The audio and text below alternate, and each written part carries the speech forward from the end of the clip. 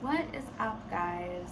Welcome back to my channel. I wanted to take a little time today to just talk a little bit about Trisha Paytas and everything that's going on right now in regards to the allegations of her lying about child sexual abuse, rape, assault, and the like.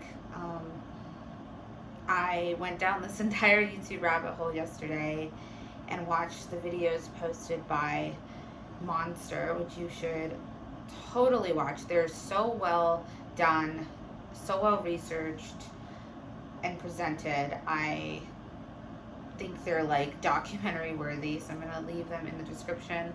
And rather than kind of reiterate all of the information that she put together, I will implore you and encourage you to go and watch her videos and support her channel.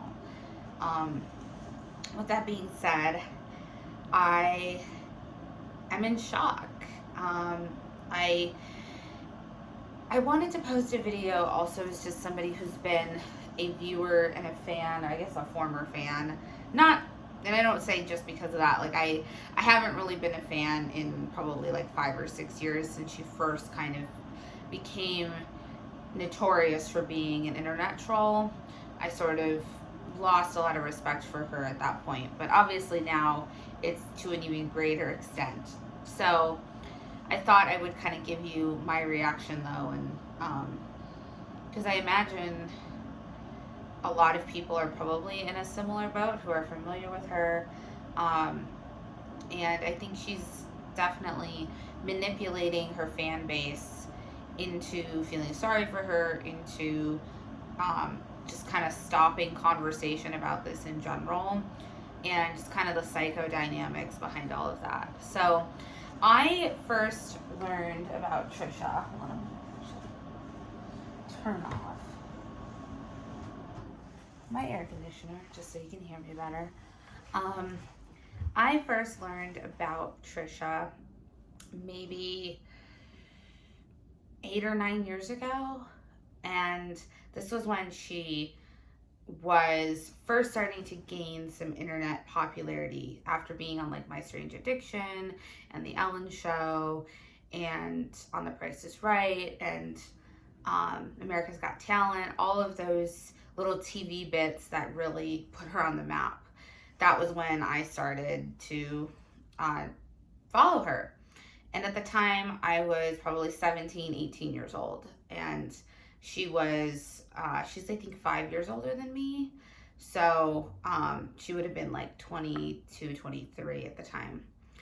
And I was always really fascinated with her. I thought she had such a bubbly personality, and I felt like I could relate to her in just feeling insecure about my weight and about my physical appearance and facing a lot of shaming, stigmatization, bullying for that, since that was a lot of her messaging at the time, and what she talked about, and body positivity being really central to her platform.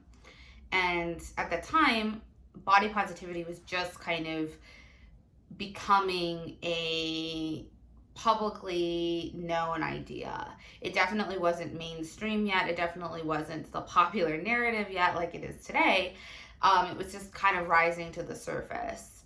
And it was something that I was really passionate about. I did a lot of different activism and writing and I don't know, internet, and I did a lot of different like work around it. A lot of it being online also. Although I would say I did more writing based and blogging based projects than video based projects like Trisha. But anyway, it was something I was really tapped into, and it really, I think, made me gravitate towards her. And you know, she would do a bunch of like kind of silly antics, and she would also do a lot of like singing and dancing. She clearly was interested in being a performer. And at the time, she kind of talked about aspiring to be like a bigger star. I don't think she joined YouTube with the idea of becoming like a YouTuber or an internet celebrity. I mean, that wasn't really much of a thing back in the day. But I feel like she wanted it to translate into like acting or singing. But instead, she kind of was able to make money and get all this attention through the internet. And I think she decided at some point to kind of leverage that and make that her career, which, you know, all power to her. But I remember like when her book first came out, like The History of My Insanity, which is the book that Monster dissects, that was like a memoir. And she also made a lot of different videos talking about different topics in the book. I never bought the book and read it. I would read like the Amazon preview pages of like what I could get away with, because it was very short. It's only like 70 or 80 pages long. But and at the time I was like 17, 18, so I think it was like, I want to say $7 or $8.99. I could be totally wrong, but I remember it was something in that realm. But that was just kind of a lot of money to me back then. You know, when you're that age and you're making like minimum wage and whatever, like that's like an hour's worth of work, and you know, it just wasn't worth it to buy it. So I read what I could, and I knew a lot of the information from the videos that she made, and just didn't get like the longer version of the story that was in the book. So a lot of what she talked about also was related to being a stripper, because that was when she first made that public knowledge and talked about stripping and escorting, and her past experience in those industries and the negative experience that she had. So I think when I first started to kind of lose interest in her was actually, she kind of did this 180 at one point and started talking a lot about religion, saying she was kind of going back to being a practicing Catholic. And I remember she made a video about like masturbation being evil and why it's wrong, and just had a very like conservative stance on things, which was definitely a digression from her body positivity and message of self-acceptance and somewhat progressive personal stance or standpoint. And I just wasn't really into that. And so, and I just kind of lost a lot of interest.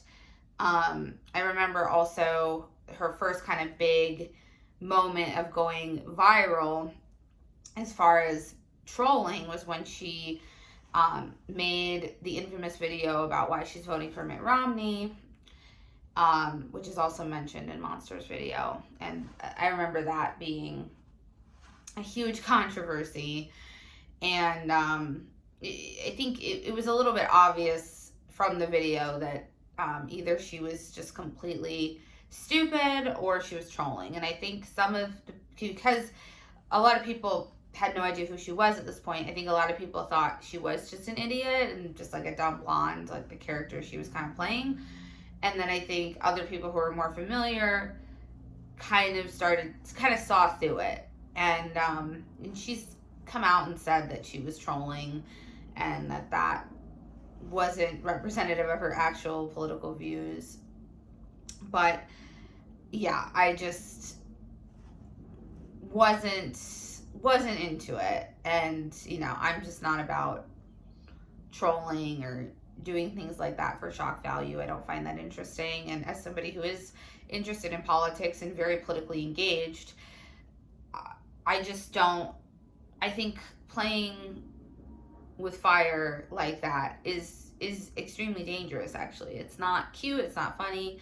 Like, you're potentially influencing millions of people, and especially like young impressionable kids, really, who might be voting for the first time, who might be more easily influenced. And I think just being ridiculous like that, it's just not needed. And it can actually have real damaging consequences. And I think if I said that 5 years ago, people would laugh, but I think now we understand how that works and the echo chamber that can create.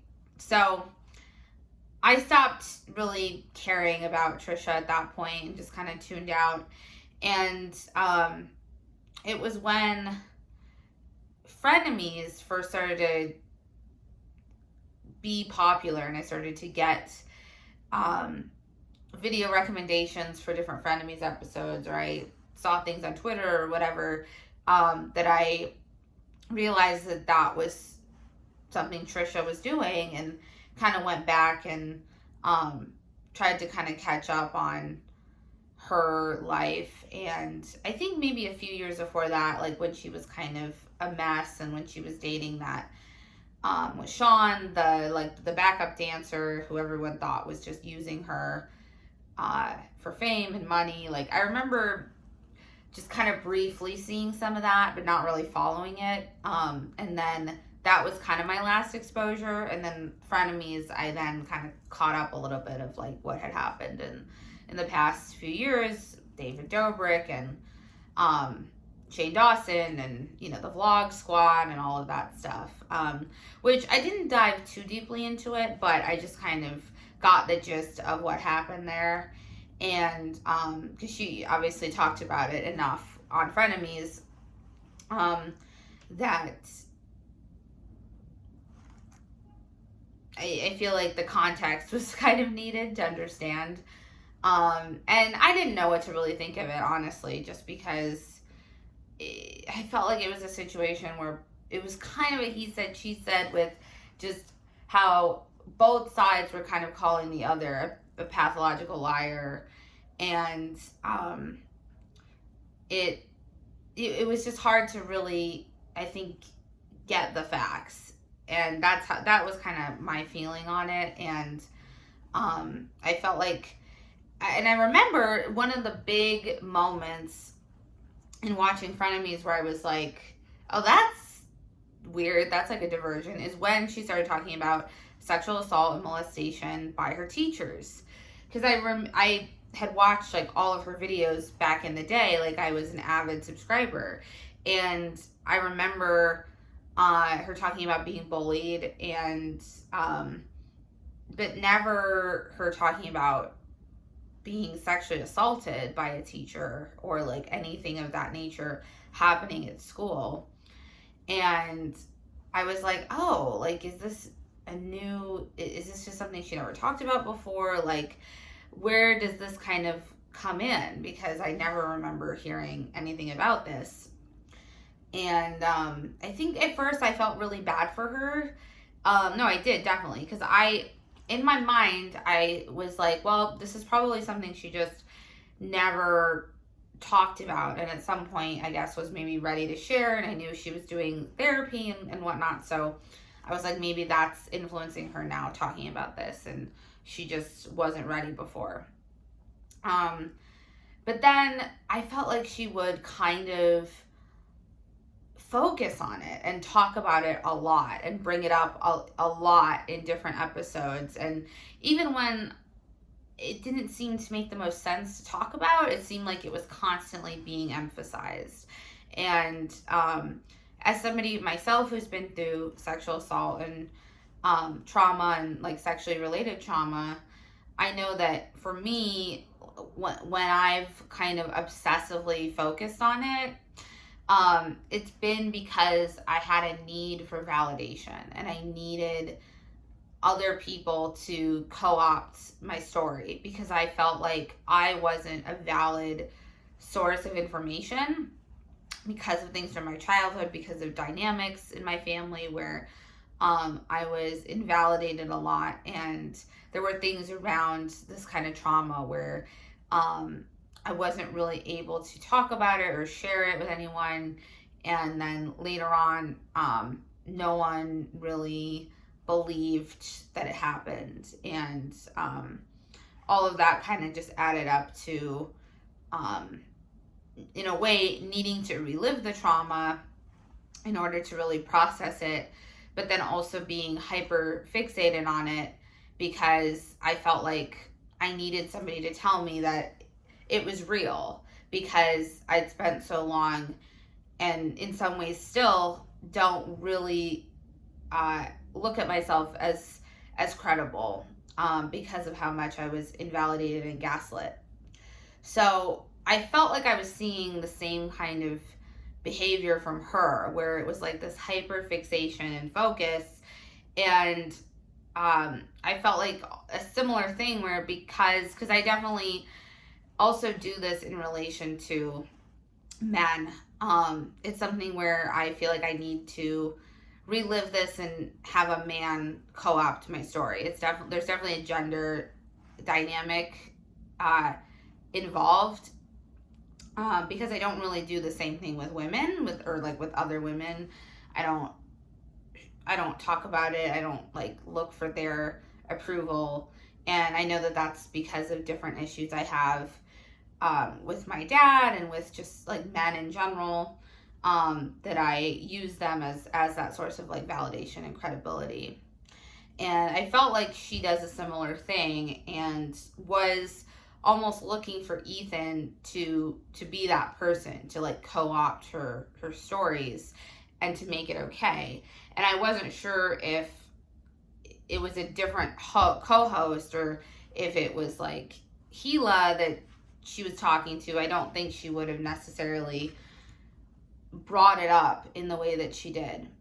I saw that same dynamic happening, and I was curious, but also confused, because again, I never heard her talk about any of this, and I wasn't sure like where the bullying kind of fit into this whole narrative, and she wasn't really talking about that anymore. And as Monster pointed out, she actually now denies ever being bullied in school, and she talked extensively about it in her book and in different videos in the past. It wasn't just like, oh, I was bullied at school. Like, she told stories and gave really explicit details and context, and really focused on that a lot in her content. And so for her to then just kind of outright deny that happened raises a lot of red flags and gives a lot of questions. And I remember just feeling very confused by it and not being sure like how the story has evolved so much. And I didn't have all of the detailed information just living in my brain from like 8 or 9 years ago, but or even I think some of it was like 10, 11 years ago, from videos. But, you know, I knew just like the general gist of it. I was like, like that doesn't match up with what I remember. And it turns out it doesn't match up at all if you actually go back and compare what she was saying in those videos to what she's saying now. And I just felt like there was this kind of general discrepancy. And again, I felt like she was hyper fixating on this like sexual assault and trauma. And I thought also it was kind of weird that there was like 4 or 5 different stories where it wasn't just one teacher. It was like, I think she says 3 teachers. And it just seemed very like improbable, and not, you know, improbable things do happen, obviously, like, let's be clear, but it just struck me as strange. And again, with the hyperfixation, it just seemed like she was looking for people to have a certain reaction and feel sorry for her, or give her sympathy, or give her a pass for different bad behavior that she was exhibiting on the podcast and towards Ethan and Gila and H3. And I, as someone also with BPD, I also have borderline personality disorder, which I believe is a real diagnosis of Trisha's.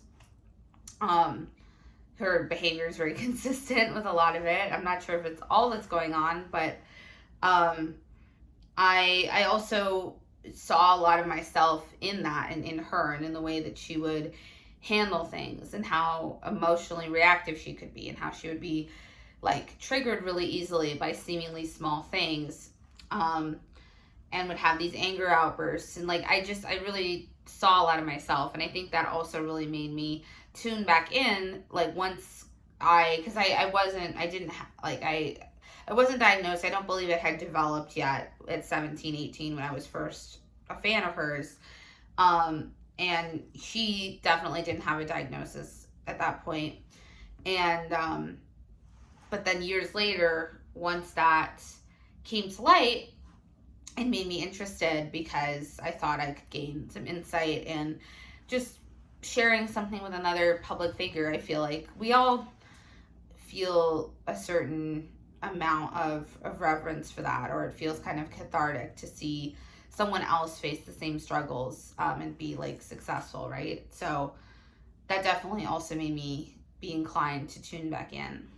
But anyway, I felt like, because I know when I engage in certain urge behaviors related to BPD, I don't want to be accountable, or sometimes will do things to try to garner sympathy or empathy from others so that they understand the anguish I face internally and how that is leading to me lashing out. Since other people can't necessarily see and understand the intensity of the emotions from a neurotypical perspective. But I felt like she was kind of scapegoating herself, where she was completely not taking responsibility and instead would hyperfixate and focus on these different traumas she's faced as a way to excuse the behavior. And then Ethan would kind of take the bait and feel sorry for her and let her get away with this kind of bad behavior, and started to walk on eggshells around her. You can definitely see a difference in the dynamic between them on the podcast after she had, I think especially after the second incidence of her walking out of an episode, you can really see the difference in the way Ethan relates to her, and is just a lot more guarded, reserved, seems to be placating Trisha a lot, and avoids escalation at all costs. I personally found that unenjoyable to watch and stopped tuning into frenemies pretty much solely for that reason, because it just wasn't fun anymore. It just didn't even feel like frenemies. It felt like watching a sort of toxic relationship play out. And I also was of the opinion, and I know a lot of people share this, that Trisha has always been into Ethan, has desired him as a sexual partner, as a boyfriend, fill in the blank. She's desired some kind of sexual or romantic relationship with Ethan. He not only is unavailable for that because he's married and has a child, but he has outright rejected her for that. You can, if you watch the H3 podcast where she was a guest, where they had her come on, and that was the first sort of interaction between the two parties directly, she talks about how Ethan is her type and he's a 10 out of 10, and he doesn't share the same sentiment for her. And you can, even just in the energy, you can see that Trisha really lights up around him. She seems to be interested. I know she was very giggly, she was very bubbly, she was being flirtatious, and I know I act a similar way when I'm interested in a guy, and he was just kind of trying to play it cool, kind of brush her off, and wasn't returning any of that flirtatiousness. Even in a way that, because I feel like a lot of people might sort of in a joking or jovial way kind of like play ball a little bit, right? But not be serious and not cross the line. But he wasn't even doing that. He was clearly giving signals that he wasn't into what she was putting down. He wasn't picking up what she was putting down, I guess is the right way to say that, yeah. And you could just sense the difference. And since then, obviously, things took a turn and she started dating Moses, Hila's brother. And I remember just like thinking, man, like Trisha is really a master manipulator. And I almost felt like I had a lot of just respect for her hustle, because I don't think I'm that talented at manipulation and mind games the way that she is, because not only do I not think it's like just a weird coincidence that she happens to be dating Hila's brother, but I definitely felt like it was a blatant strategy to try to get to Hila and Ethan and to try to essentially damage their relationship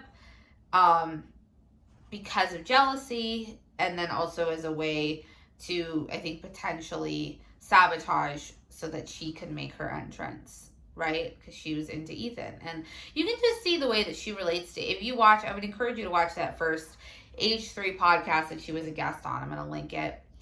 How it just, you can totally see the way that she's flirting with Ethan. And she never flirts with Moses like that. It's just such a different vibe. So many people have commented about how awkward they seem together, how the relationship just doesn't feel super authentic. And I feel that 100%. It seems like, to me, two people who are together for convenience. And of course, I don't know any of this, but like, I could be wrong, but this is just my feeling that Moses is with Trisha because she has money.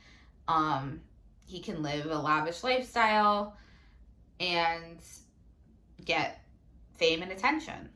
And I think Trisha is with Moses because he's Hila's brother. It provides her this way to try to sabotage their relationship and get under Hila and Ethan's skin.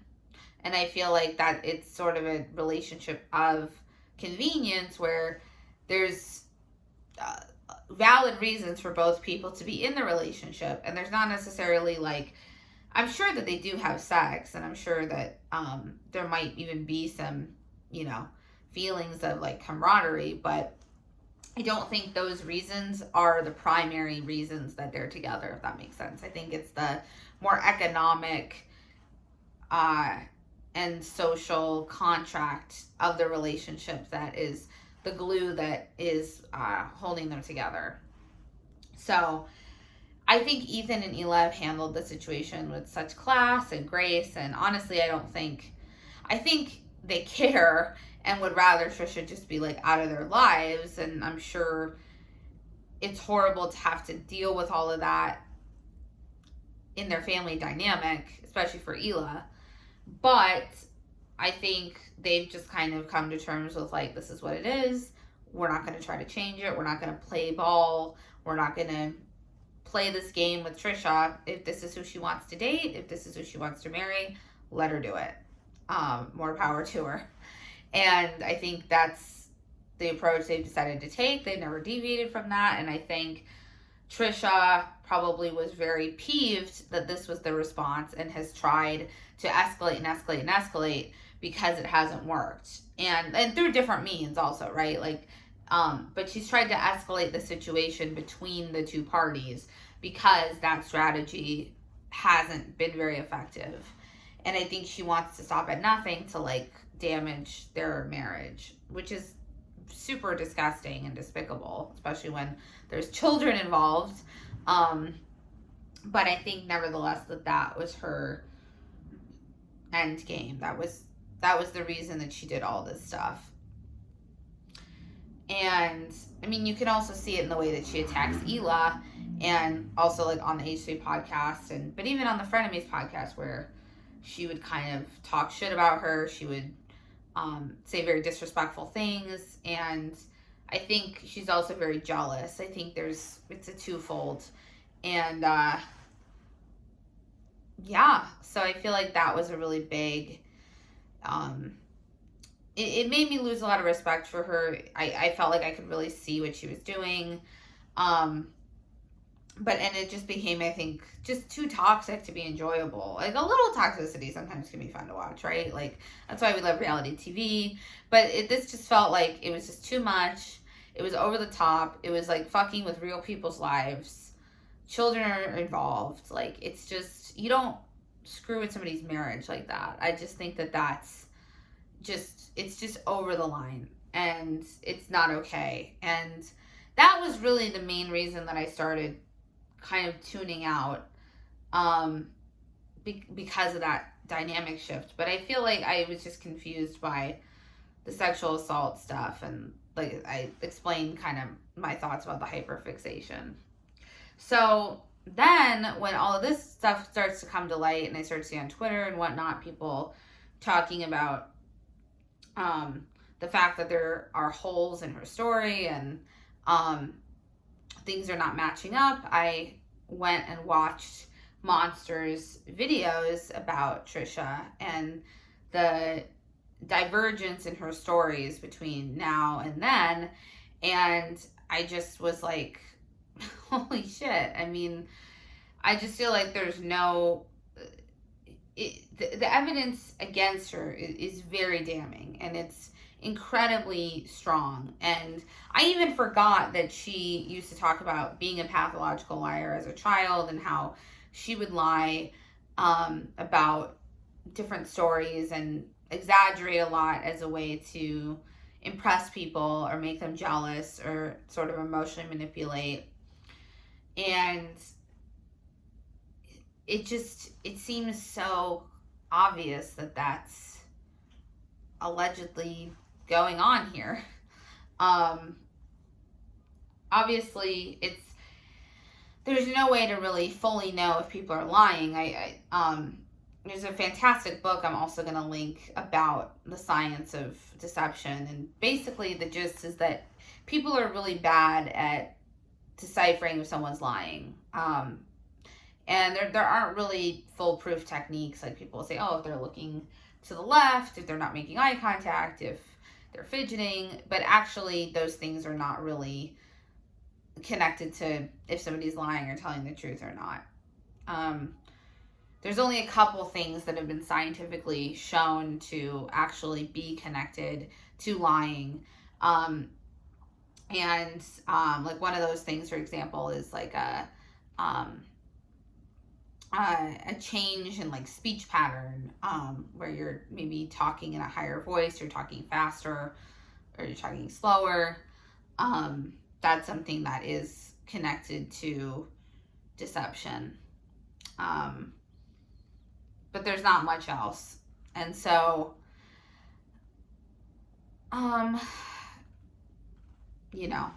it seems though like there's so much inconsistency in the stories.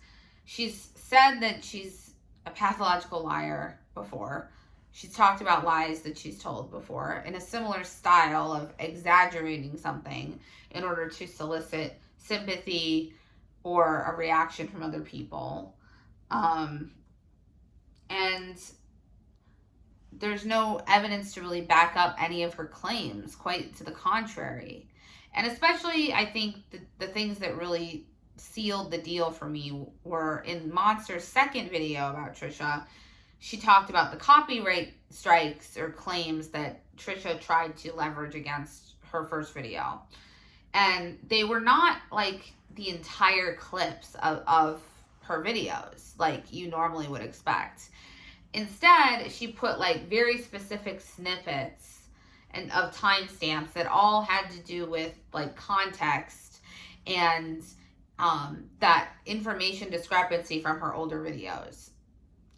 Those were the only things that she pointed out. And the way that YouTube works on the back end, if you have a copyright claim against you, basically what you can just trim out those pieces that the holder identifies, and then keep the video up. And that's usually what people do because it's just the easiest. You can keep your monetization and all of that stuff, and it's just kind of the easiest action from both parties. And so I'm sure she expected Monster to just cut out those specific clips, but then, as Monster pointed out in her second video, doing that would have discredited the entire video because all of the context and all of the information discrepancies between Trisha's story now and Trisha's story then would not have been included directly. So it just wouldn't have made the video look like complete speculation. And so to me, the fact that Trisha did that shows that she doesn't want people knowing these specific details. And is sort of, I feel like that's very manipulative, where it's like behind the scenes, she's trying to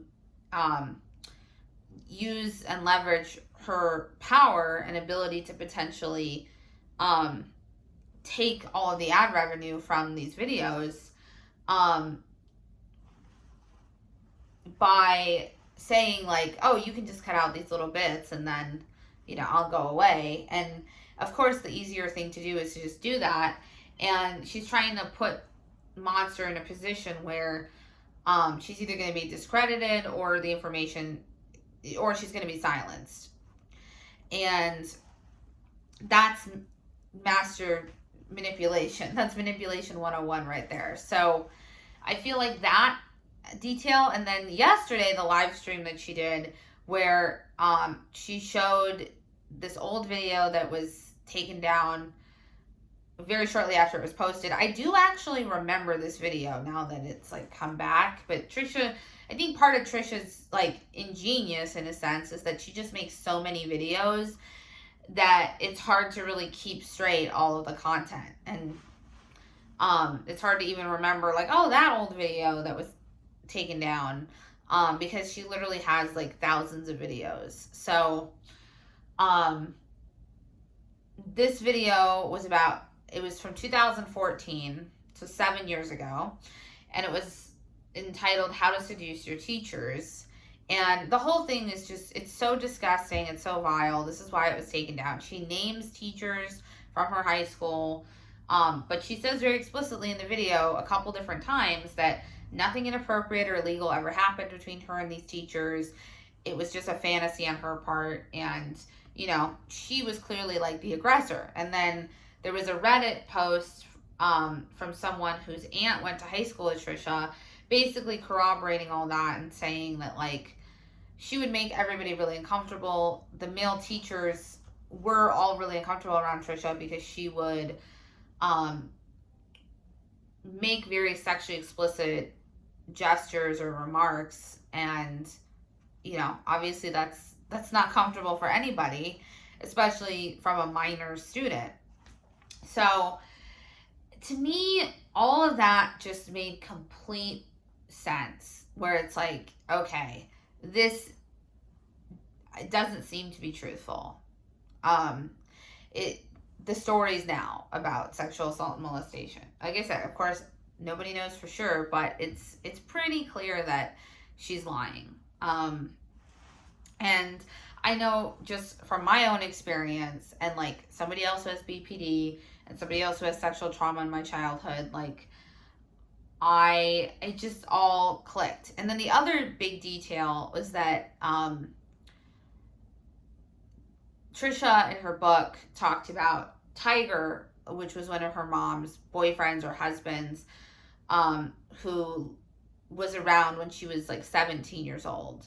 And basically it seems like he sexually assaulted her in some way or was inappropriate with her in some way. And there's a video where she's talking about it, and she has like red lipstick, and like the way that she talks about it, you can see the trauma on her face. You can hear it in her voice. I know that when I talk about my trauma, I have a very similar disposition, and I can just see it. I can see it. And when she's talking about any of these other stories of teachers nowadays, she just doesn't have that same type of reaction. She doesn't have that same visceral response to thinking about it or going back to those memories. And not to say that there's a right or wrong way to respond to trauma, or that, maybe you can have a different response at different points in your life.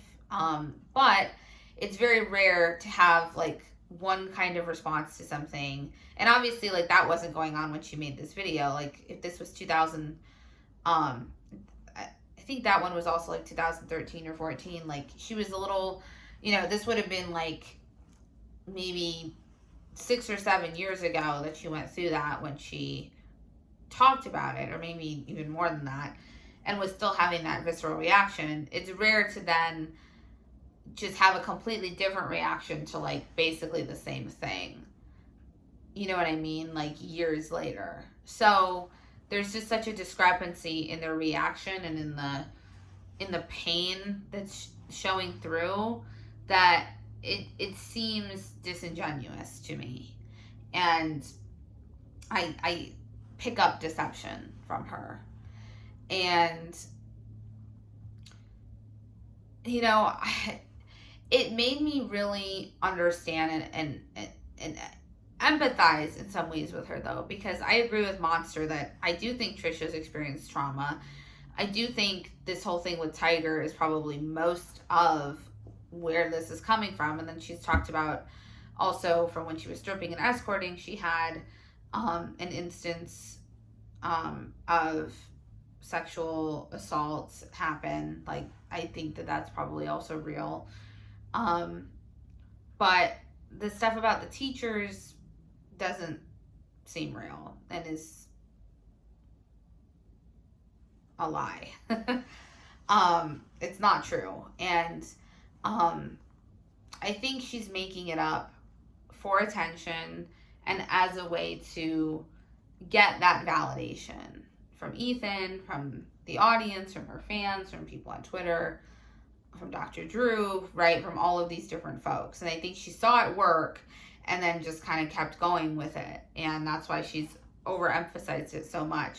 But I get it because, like, I went through not the same situation, but I went through a situation where I was experiencing sexual trauma, like, at my home, like in my house. And I know how horrible it is and how it leaves you with very little options for safety and for comfort, because like the place, your home where you're supposed to be the most safe and comfortable is the place that you're experiencing the most pain and suffering, and you can't really do anything about it. You can't really tell anyone, and you're just kind of trapped. And I know that feeling, and I feel like it's probably something really painful to talk about, like the actual trauma. And because it's so painful to talk about, she's kind of like projecting it onto these lies that are really convenient and also like play into all of the image she's trying to portray, the attack on Ela and Ethan's relationship and H3 and all of these different things. It just plays into it so well that it's like, well, why wouldn't I use this? And I can talk about sexual trauma and assault in a way that is a lot less painful, but is still effective and is still getting me some of that validation and attention that I crave around it. And potentially even some like by proxy healing in a way, although not, it's very disingenuous healing, but in a sense, it can feel similar, or like there's a connection because you're making the internal connection. And I feel like because Lena, her mom, downplayed the abuse so much, and I know that I gotta find, like, there's some video on Lena's channel where I guess she talks about it and kind of brushes it under the rug. And I think if she were to actually talk about the truth, I think it would probably jeopardize her relationship with her mom, and it would kind of damage the relationship because clearly mom isn't very invested in it, doesn't really care, really did nothing to stop it, didn't believe Trisha when she told her initially, because there was a whole rift between her and her mom when it was happening, because her mom didn't believe it and was blaming Trisha, and even turned Callie, her sister, against her. Lena turned Callie against Trisha, and there was just a lot of pain and suffering that happened because of it. And I think probably they've swept it under the rug in general. And I think if she was really going to talk about it, it would obviously bring things back up. And I think she doesn't want to lose that relationship or damage the relationship between her and her mom or her sister. And so instead, she's going into this whole story so that she doesn't have to put herself in that position. And I can tell you, as somebody who's been through a similar thing, it's so hard to tell the truth in some ways about this kind of stuff. It's hard to talk about it, period. But especially when there's family relationships on the line, and you're looking at estrangement, you're looking at potentially losing these relationships forever. It's really scary, and you have to kind of choose between yourself and your relationships. And it's you have to sacrifice yourself to some degree, because either you're going to tell the truth and you're going to lose those people, or you're going to just not say anything and have those people in your life and have that support. And neither one is really a great option, because there's suffering really with both, right? But this is almost, I think, in a way, a happy middle ground where she can channel that same pain, but in a way that doesn't damage those relationships. And people have been saying, how can her mom and sister just let this happen, knowing it's not true? And it just, clearly her mom was able to let it happen in her own house without caring what the truth was. And so it's probably just the same thing. She's probably doing the exact same thing, and it's probably tuning a lot of it out, honestly. And when it's not something that's connected to you personally, it's a lot easier to do that. So I'm sure that's what's going on. And I hope that this provides some insight just into BPD or sexual trauma, or what might be going on, because I know that I have behaved in a very similar way, and I have some similarities as far as just childhood trauma and having to sacrifice relationships and not being believed, and how that creates this hole in your heart, and you try to fill it with shopping, with sex, with alcohol, you name it. And telling the truth and talking about actual trauma is really, really difficult. And I think she was leveraging it for a specific reason and in a specific way, in order to get these reactions, and then also talk about it, but not actually talk about it with the consequences that might come, right? So I've been talking for 48 minutes. I'm going to stop, but thanks for watching if you did, and hopefully this provided some insight. And I hope Trisha does really get the help and healing that she needs and deserves, and tells the truth, whatever the truth is, and stops allowing herself to enable this toxic behavior, because nobody deserves it. The victims of these lies don't. She doesn't. No one deserves it. And the truth really will set you free, even if it's painful. So, bye.